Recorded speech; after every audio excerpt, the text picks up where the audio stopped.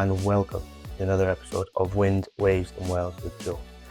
This week's episode is a rerun of the Joe Meanen podcast that I'd done earlier on in the series, but I split it into two parts. One being released on Sunday, exactly 37 years to the day, and one being released on the usual Wednesday.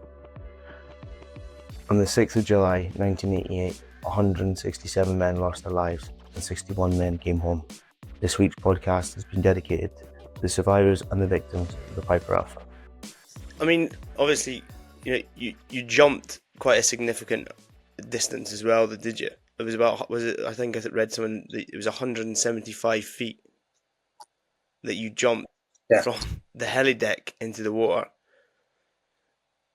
Which when I think about it now, there's so many times you're up at heights and you look at it and you look over the side, and I have been up I couldn't tell you exactly, but that's a significant height to jump.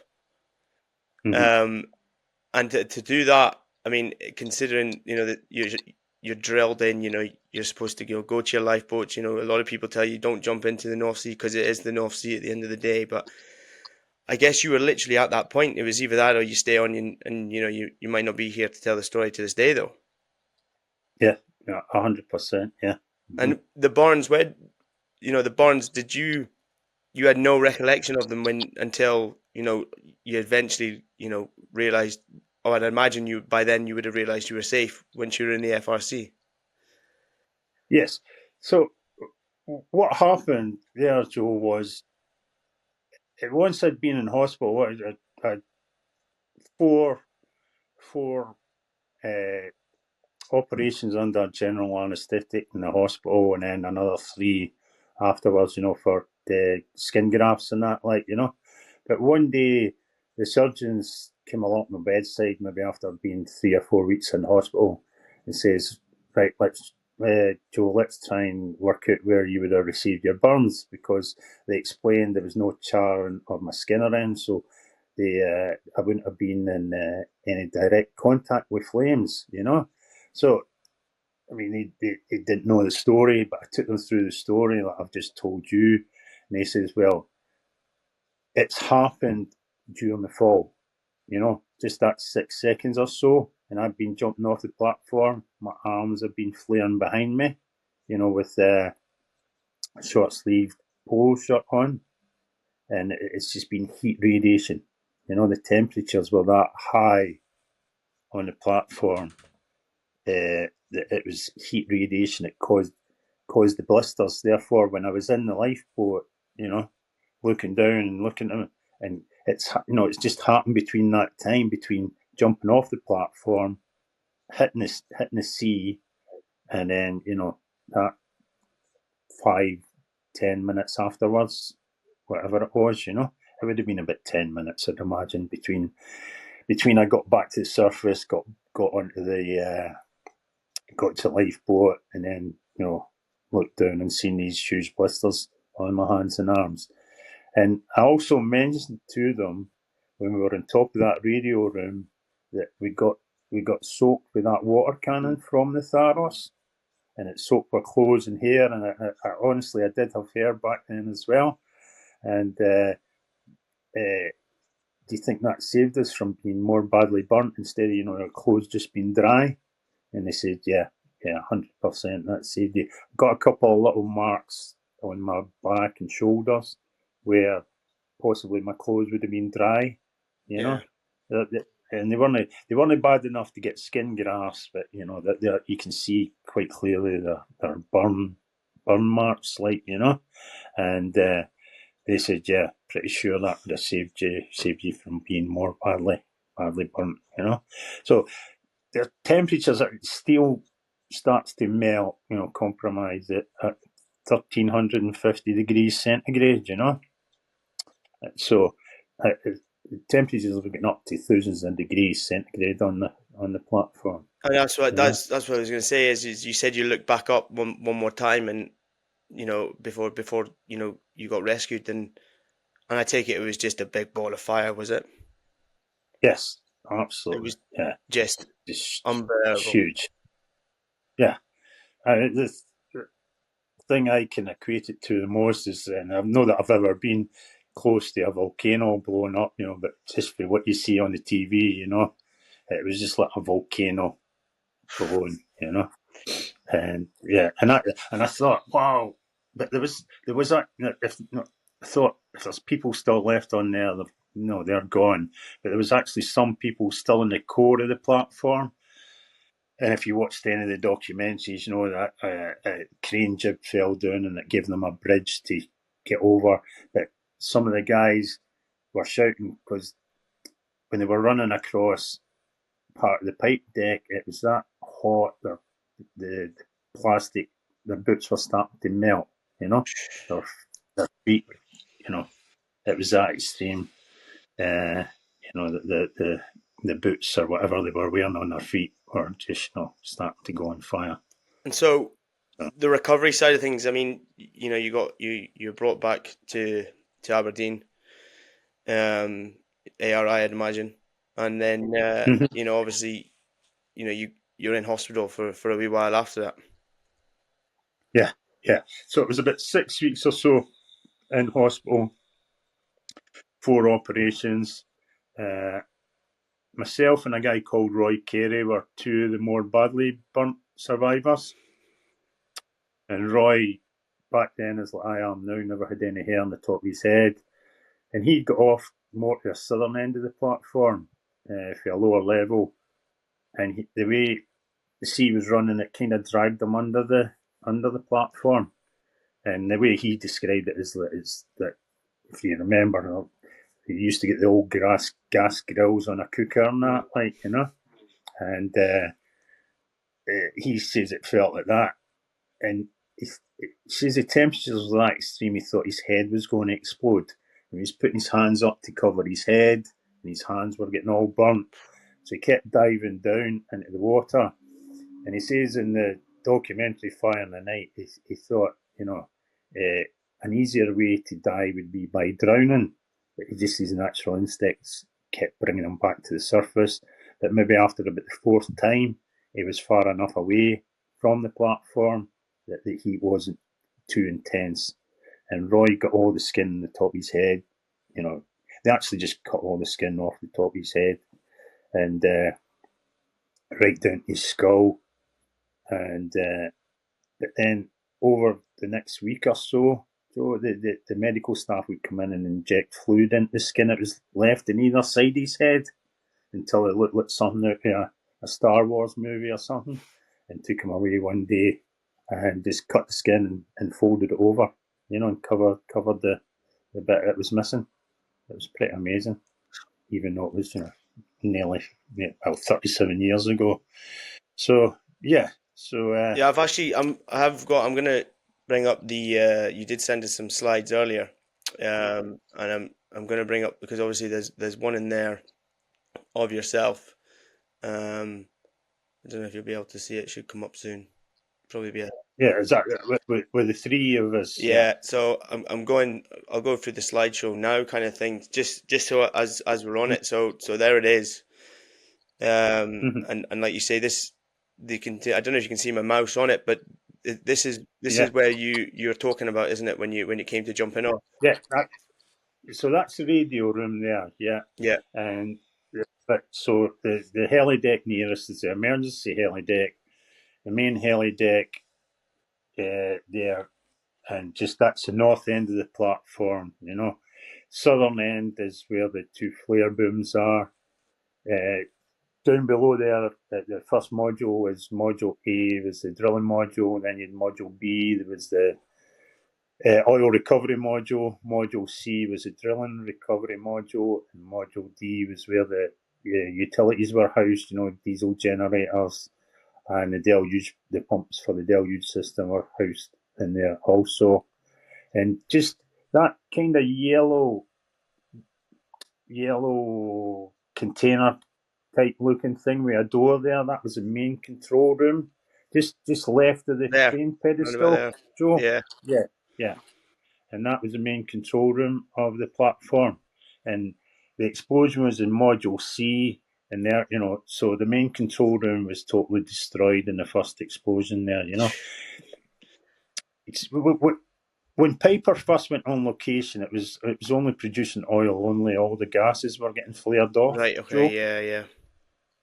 In 1980, a gas recovery module was installed on Piper to process, the gas and save flaring it all off. Right. Okay. Right, yeah. It was legislation that was brought in by the government back then, actually. And then there's just, but I was one of the questions I have for you because I've been on the 40s myself and I've been on the Brents and the Brays.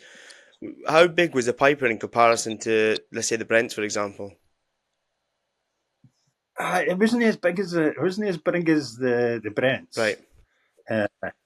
Yeah. I would say it would have been similar sizes to the 40s field. I was only ever on the 40s Charlie, but it would have been similar size to that, I would imagine. But it was producing much more oil and gas than any of that platforms ever were, Right. ever were. It had 250,000 barrels a day average, and and then it was either, when was it, mid-80s or something. It hit a world record at the time of 317,000 I did barrels read in this. the one day. Yeah, I did read about Yeah, that, like, yeah, which is an yeah. astronomical amount when you Oh, consider to today's production in the North Sea. I mean it's probably nearly a quarter of what they're producing in the North Sea today, and they were producing that a day off one yes, platform. that's right. Yeah, huge amounts, absolutely crazy, and it had oil and gas pipelines from the Tartan, the Claymore, and then it had a gas pipeline between Piper and the MCPO1, to transfer the Right. gas Yeah. from the other platforms. Yeah. And then obviously, this will be seen if you can watch on the YouTube. But this is the picture you were on about earlier. That's the Tharos. Is that right?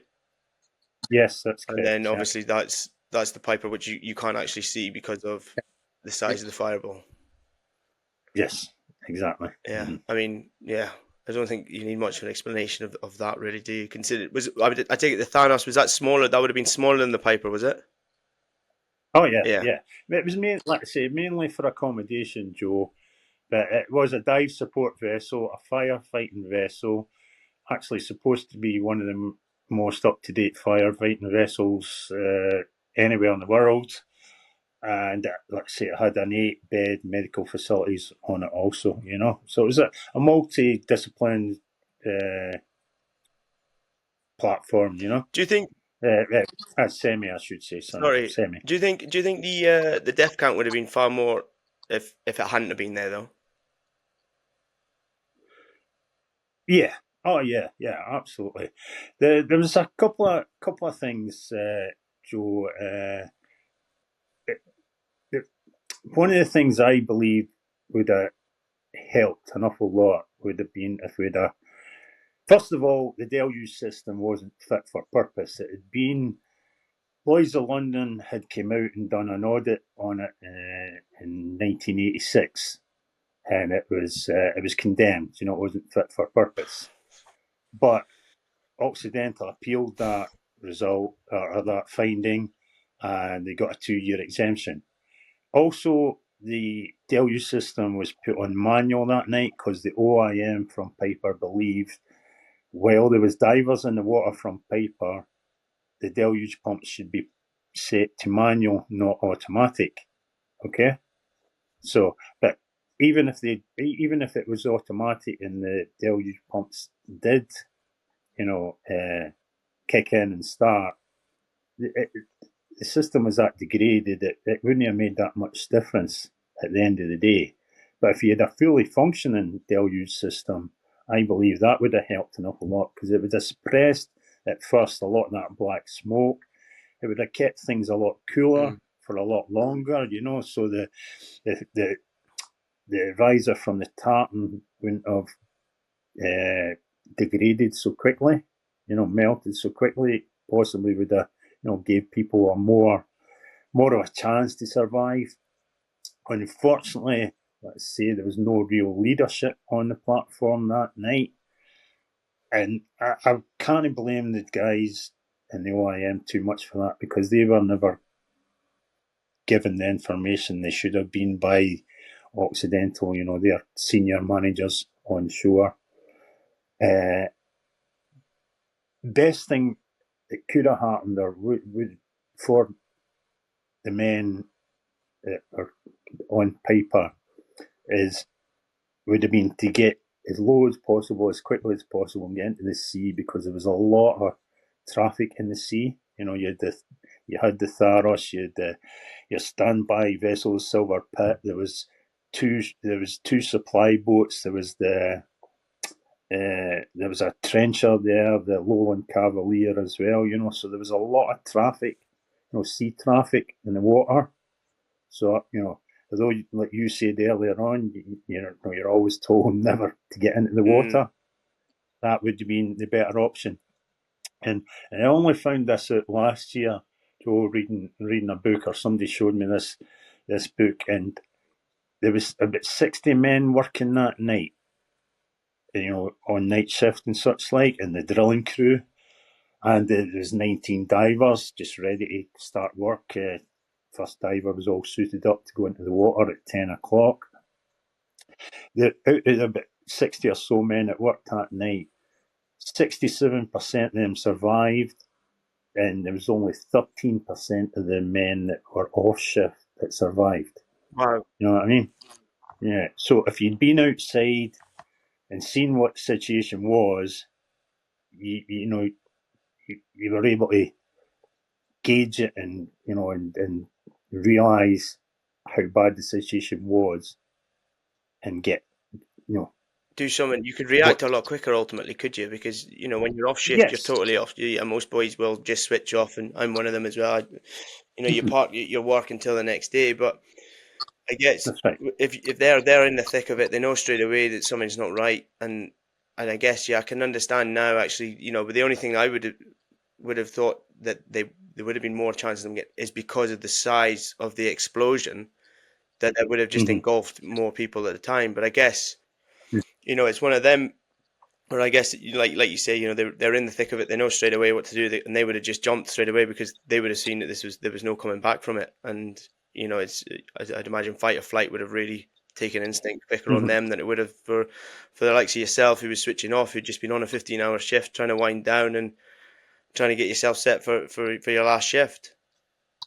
No, that's right. And yeah, I heard different people speaking about different things over the years, and most of the men that never made it were in the galley area.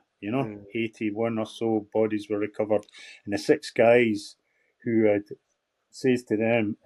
asked them if they were coming with us, and they said no, we've been told to stay, we're just going to stay. Their bodies were recovered, so staying in there, he had absolutely no chance. Out of that 12 or 14 of us that went out onto the heli deck, there was only 3 of us that survived out of that group.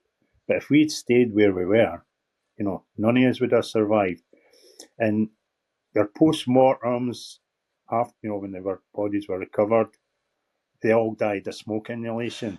So, overcome by smoke starts to affect your decisions you make, and you just overcome, and you just fall asleep. So unconscious. of the 3 of you that made it, I take it all of you obviously jumped. What happened to the other boys? Did you ever find out where they went?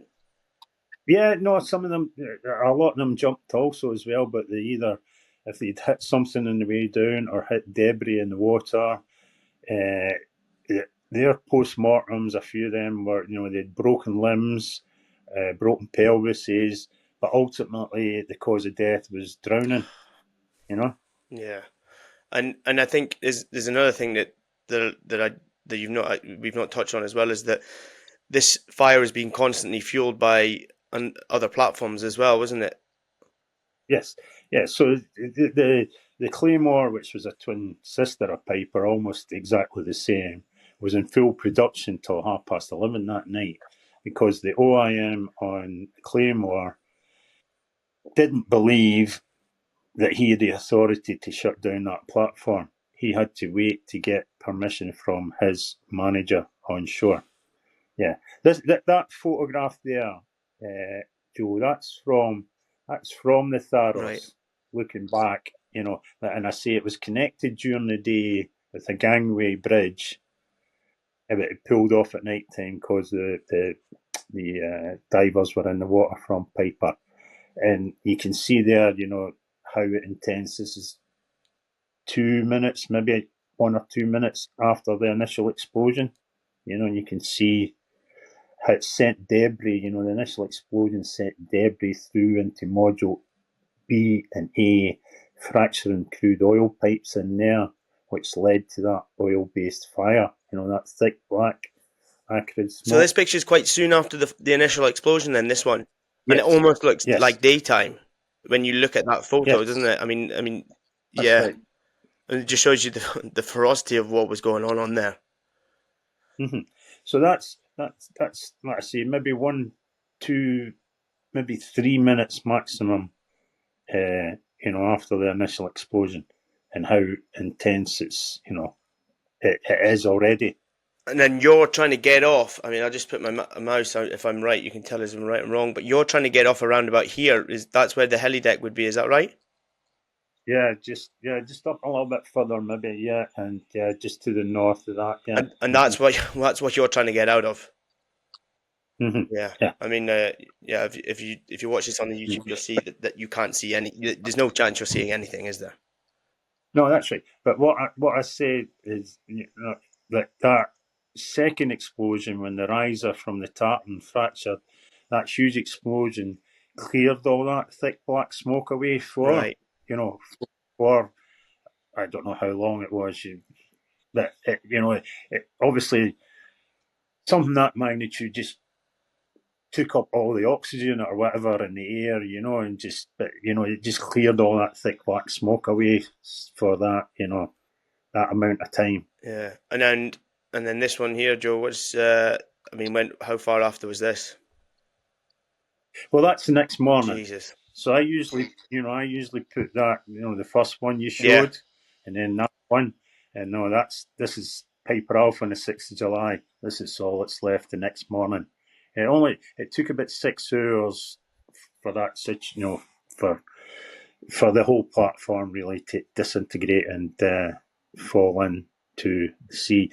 And one of the worst, or one of the things that happened, Joe, was a lot of that guys that got off quite early and they got picked up and they got taken to the Tharos, and they obviously they were in the water and they weren't badly injured. They got changed into dry clothes and that, just overalls, basically overalls they got given, and a lot of them went back and leant on the handrail of the Tharos and watched the rest of the disaster unfold. And they wish they'd never done that because it's haunted them through their lives, and a lot of them suffered really quite badly with post-traumatic stress disorder. I can only imagine. Yeah. I can only imagine. Yeah. And I mean, then this is you. That's me. Yeah. Uh-huh. That was some photographer managed to sneak into the hospital, and that was me on the front page of the Daily Mail, I believe it was. And yeah, and when I do my presentations or whatever, I say, well, hopefully it's the one and only time I'm ever on the front page of a national newspaper, because it's obviously something major, serious, or horrible that's happened that you're on the front page, a national newspaper. And obviously because it was a national disaster, Maggie came up as well, didn't she? Yes, that's right. Yeah. Mm-hmm. I think there was, in my opinion, well, in quite a few our survivors' opinion was that they were obviously negligible in the disaster. They had no union recognition offshore. The health and safety was under the guidance of the authority of the Department of Energy. who obviously had a conflict of interest, because the government were bringing in huge amounts of tax revenue from, the oil that was getting produced, oil and gas that was getting produced. And they only had 9 inspectors for the whole of the southern, central, and northern North Sea. And back then it was about 200 installations between your semi-submersibles, your drill ships, your jackups, and your platforms. And there was So 9 they people were, overseeing this.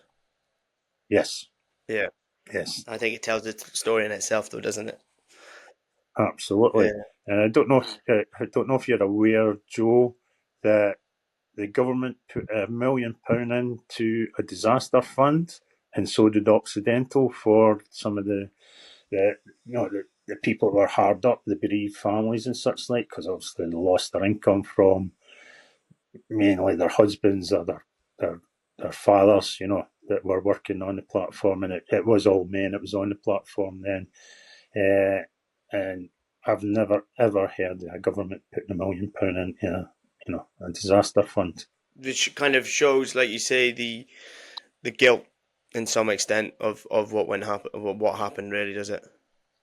Yeah, that's right. I mean, you can dig deep into it. I mean, her and Thatcher, and I mean, there was strikes. There was people. It was at the end of the 70s. They tried to early 80s. They tried to strike for union recognition offshore.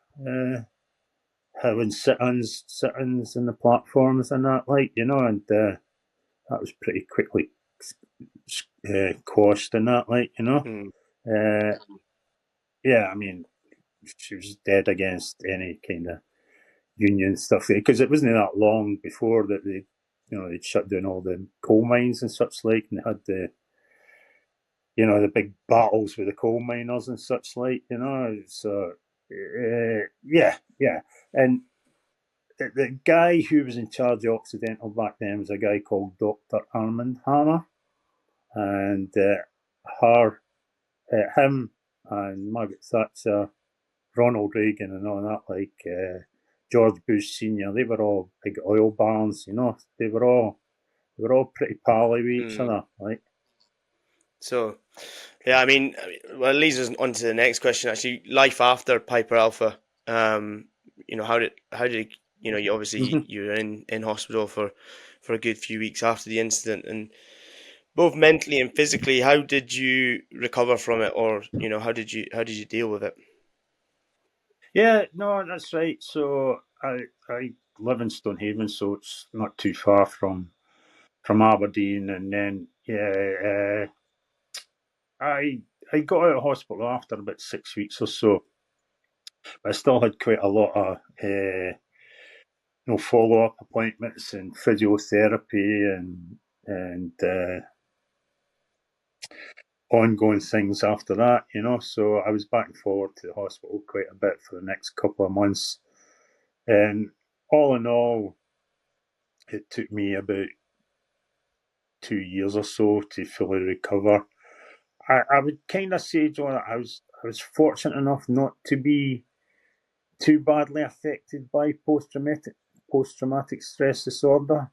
But I certainly it caught up with me in the first Christmas of '88. In coming along to Christmas time, and I just thought everything was fine. I was just actually so happy to be alive. It was unbelievable. I'd a lot of euphoria, It was just, I just thought, wow, it's amazing, how I survived this. But it did catch up with me in the morning of Christmas Day in 1988, and I'd switched on my TV. I'd been out the night before, and then I was just overcome with grief. I just sat in I was in my own flat, and let's say, I was overcome with grief, and I just cried for, it seemed like, for ages, and quite hysterically as well. Just like sobbing, and no sobbing, crying out loud, and you know, all I could think about was this, the first time, all these people that had lost their loved ones, and mums and dads and the brothers and sisters and the wives and partners, but most of all the children, that would be suffering, it'd be their first Christmas without their dads, So I was just overcome with that, I think mentally it kind of hit you that day.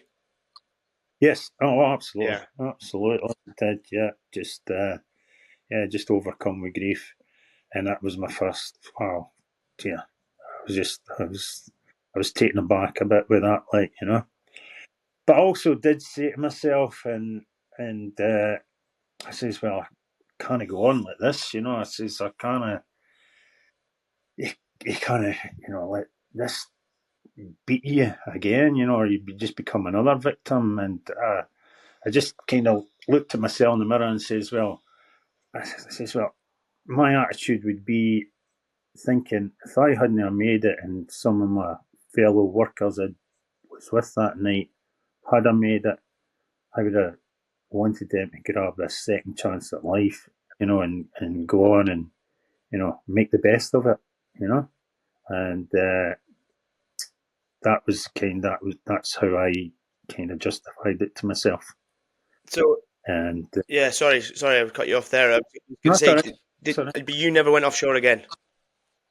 No, I never. No. No, I think there was about five guys went way back offshore again over the years. I think most of them are all finished now. Yeah. Just retirement age and such like. And what was it mainly? I take it was just the thought of kind of going back to it just never dawned on you to go back again then. Not really, not really. I kind of thought I was in a dead end job back then. Scaffolding offshore, there was no great prospects. Things have changed obviously since then. I mean, earlier that year, Joe, we there was a change of the maintenance contractor, like a new company coming in and taking over the maintenance contract. But we were told our jobs were all safe, on paper. All we had to do was change the colour of our overalls, but we had to take a pay cut from $5.20 an hour to $4.90 an hour. And even no, it doesn't seem very much at all nowadays. But back then, if you were working 15 hours over a 2 week period, it worked out between 65 and £67, which back then would have paid a fair bit of my mortgage.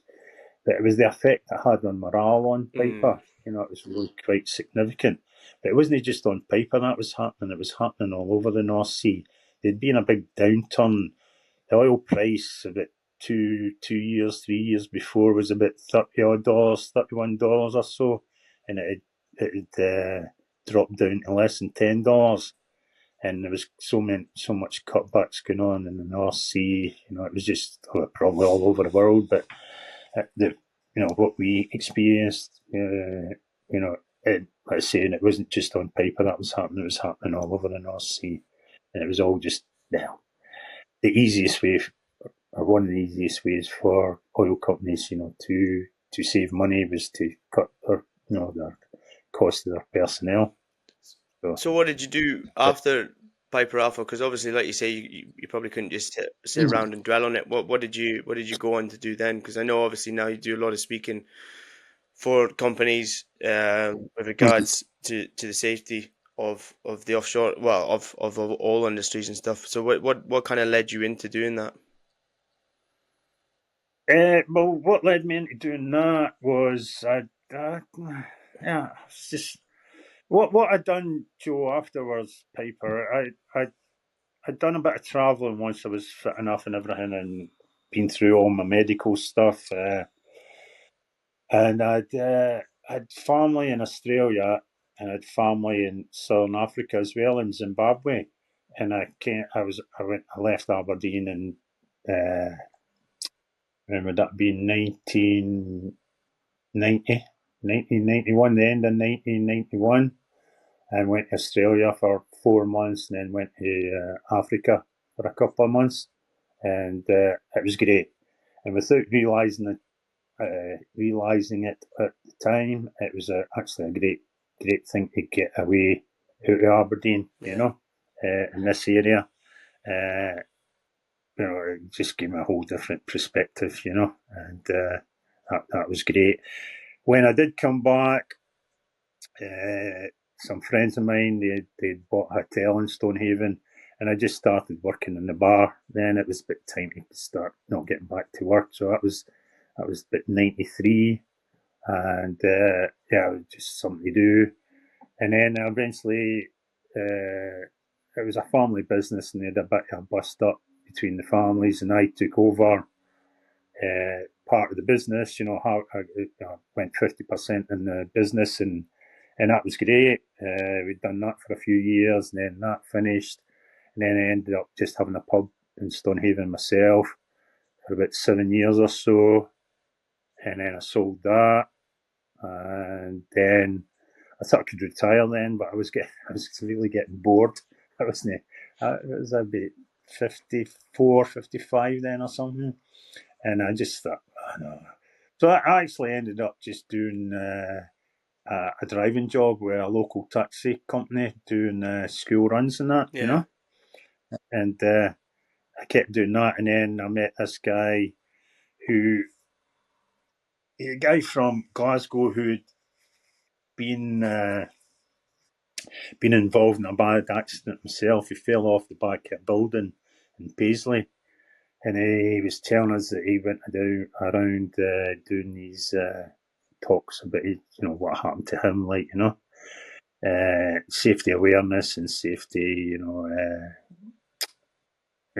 just basically how easily things can go wrong. He actually he fell. What was it? 38 feet or so. He fell onto cobbled streets in Paisley, and he was more badly injured than I was, because he kind of almost landed head first. He managed to get his arms out in front of him to break his fall a bit, and but he was really badly injured, as you can imagine. But yeah, he's set up a PowerPoint presentation for us, and obviously I was nervous as hell the first few times I'd done it, but it's kind of growing, and yeah, it's been quite amazing how it's like growing arms and legs. And last year I'd been in a number of different countries, places, just share my experience. Yeah, I tell you, it's definitely a testament to the kind of individual you are, Mhm. though, as well, Joe, to come out and be able to do it. I mean, obviously being in it. I mean, the size of the disaster is absolutely ginormous, and a lot of the industry, changes stem because of the incident. But how do you honor the 167 men that lost their lives that night? Do you think? Mhm. Well, yeah, it's down as the world's worst offshore platform disaster, and if I can do my bit to make sure that that's the way it stays. This is Piper is the world's worst offshore oil disaster, and we don't have anything, you know, any kind of fatality offshore, or any kind of fatality at work is, something that hopefully can be avoided, but things do happen.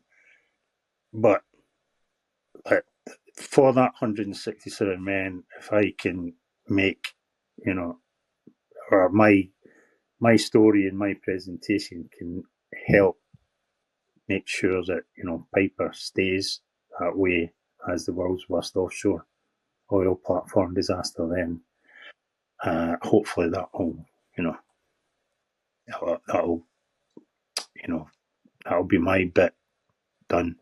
Yeah, and this is a question. It's going to be difficult for me to ask because ultimately, different people come on the show. But I'm going to ask it anyway, and you can tell me to piss off if not. But it's something I ask everyone. But if you look back on everything now, if you had your time again and you knew what you do now, would you have gone down the same path of what you did?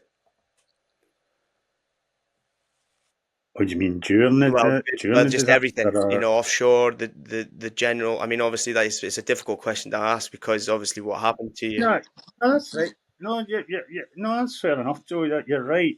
And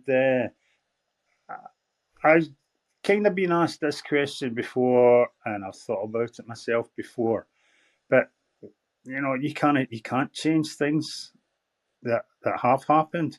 Obviously, it would have been better, and you wish it had never happened, and all that people had never lost a life. But it's just a fact of life, and I've said this in presentations as well. It's happened, and it's how you cope with it and deal with these situations moving forward. And if lessons aren't learned, and the same thing happens again.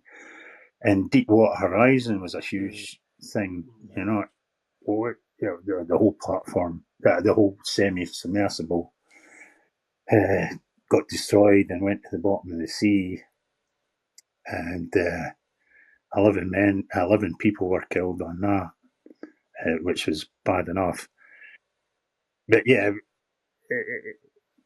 there's going to be things that will happen, and I say the Grenfell Tower disaster affected me. It not affected me, but a lot of the stories that came from Grenfell, how people had complained about the alarms and only one stairwell at one escape route and stuff like that. People were advised to stay in their accommodation. They would get rescued by the emergency services. People went against that advice. Some of them made it, some of them never, and it was all really relevant to my own situation. We were advised to stay where we were, and I just thought, God, that's the same. That's lessons. That's the same mistakes that were made. From many many years ago. How does stuff like that still happen? That's just, and that kind of gets me. So I, I've just got to say, Joe, that it happened. I was fortunate enough to come through it, and I don't agree or go along with that. Situation if you could change anything, because it has happened, and you have to deal with it. Yeah, it's probably the best way you could have answered it, in all honesty, Joe. I don't think I could have thought of a better way to answer that. But one thing Mm-hmm. I will say from what I take this, like I say, I'm in this industry, so it's the impact has potentially saved hundreds of other incidents from happening. I mean, as bad as it was, the outpour from the Cullen inquiry and step change in safety and all the other things that have kind of come from it. I think it shows that that okay, it took 167 men to unfortunately lose their lives, but how many more people have potentially been saved off the back of an incident that you know basically changed the whole outlay of the oil and gas industry. 100%, absolutely 100%. There was reports that had been done for Occidental themselves, the senior management, and you can pick this up and just right at the end of step change and safety video called Remember Piper, and there was about 4 reports done for Occidental and loss prevention. Uh, chemical engineer done an assessment on the platform, and Lord Collins says, he reads these not the reports out, but how the reports, when the reports were done and everything. And he says in these reports could go to describe exactly what happened on the night. So Occidental had all that information right from, I think it was about 85 or so, and they never acted on any of these reports that were done for themselves. And they never shared them with their own personnel on the platform either. And that's how I can't be too critical of the management on the platform, the OIM and the assistant OIM and the safety officers, because they weren't given, the information that they should have been given. And one of the other big things that gets me is that nobody was ever held accountable for what happened in Piper. legally. Because they were chased. They were left in the North Sea after that, didn't they? Occidental. They Yes. That was it. It was which I can totally appreciate. It must have been incredibly difficult for them to kind of, like, would you say, get away with it? But in the most respectful manner. But like you say, no one was ever held accountable for the fact that, and money is never going to bring back the incident and the damage that's happened to those people.